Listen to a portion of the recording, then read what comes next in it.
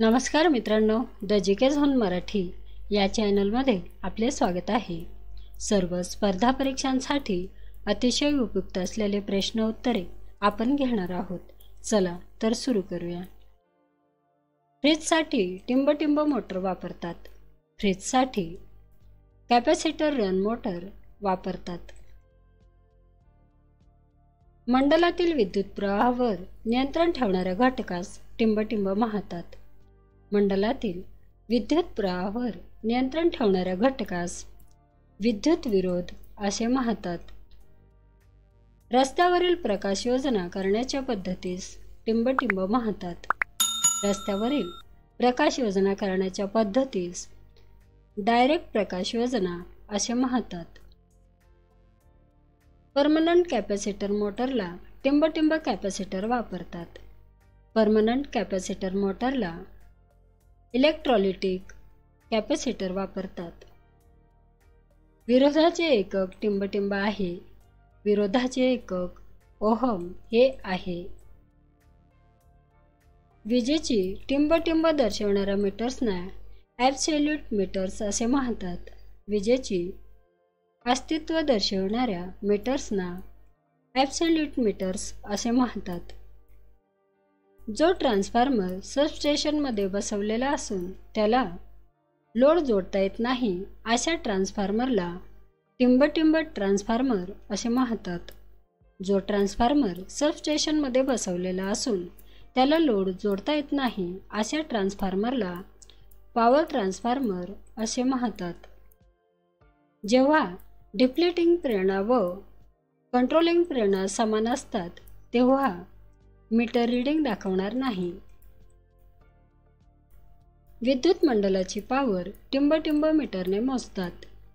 विद्युत मंडलाची power watt मीटरने मोजतात। सिंगल फेज मोटर टिंब नसतात। Single phase Motors self start नसतात। अल्टरनेटरचे फील्ड डीसी सप्लाय पासून अलग करण्यासाठी टिंब स्विच वापरतात। अल्टरनेटचे फील्ड डीसी सप्लाय पासून अलग करण्यासाठी फील्ड डिस्चार्ज स्विच वापरतात। ट्रान्सफॉर्मरमध्ये कॉपर लॉस टिंबमुळे होतात। ट्रान्सफॉर्मरमध्ये कॉपर लॉस एसी व डीसी मुळे होतात। टंगस्टन धातूची बारीक तार बनवता येत असल्याने त्याचा वापर लॅम्पमध्ये टिंब साठी करतात। त्याचा वापर लॅम्पमध्ये फिलामेंट बनवण्यासाठी करतात। एसी सिंगल फेज मोटरच्या वेग नियंत्रणासाठी टिंब स्टार्टर उपयुक्त आहे। एसी सिंगल फेज मोटरच्या वेग नियंत्रणासाठी रेझिस्टन्स स्टार्टर उपयुक्त आहे। 3 phase slip up ring induction मोटरसाठी टिंब स्टार्टर वापरतात। 3 phase slip up ring induction मोटरसाठी ऑटो ट्रान्सफॉर्मर स्टार्टर वापरतात। गॅस फीड लॅम्पचे टिंब व टिंब वायू भरतात। गॅस फीड लॅम्पचे आर्गॉन व नायट्रोजन हे वायू भरतात। टिंब single phase motor high starting torque देते। Universal motors single phase motors high starting torque देते। स्टील टँक रेक्टिफायरचे वैशिष्ट्य टिंब आहे। स्टील टँक रेक्टिफायर्सचे वैशिष्ट्ये शक्तीने मोठे व वॉटर कूल्ड आहेत।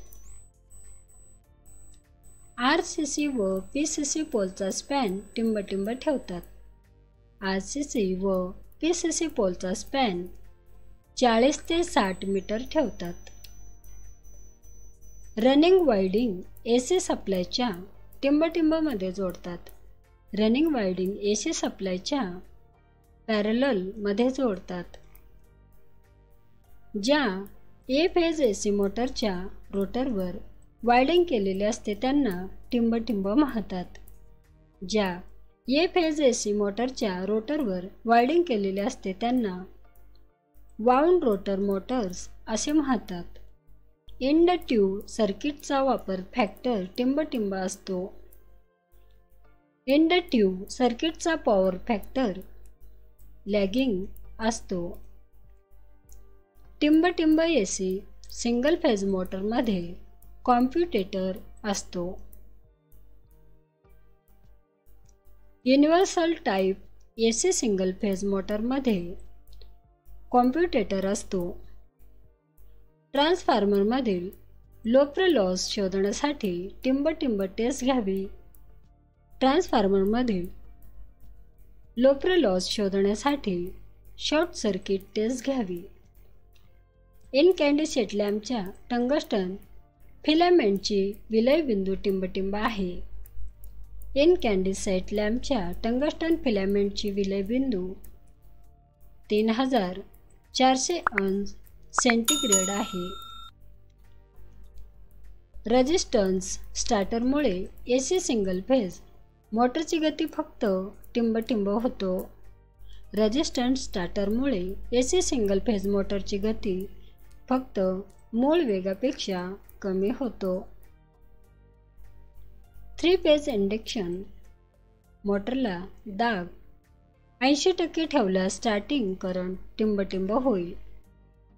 3 फेज इंडक्शन मोटरला दाब 80% ठेवल्यास स्टार्टिंग करंट 20% ने कमी होईल. मित्रांनो, चॅनल आवडला असेल तर प्लीज नक्कीच सबस्क्राईब करा, व्हिडिओ लाईक करा. धन्यवाद.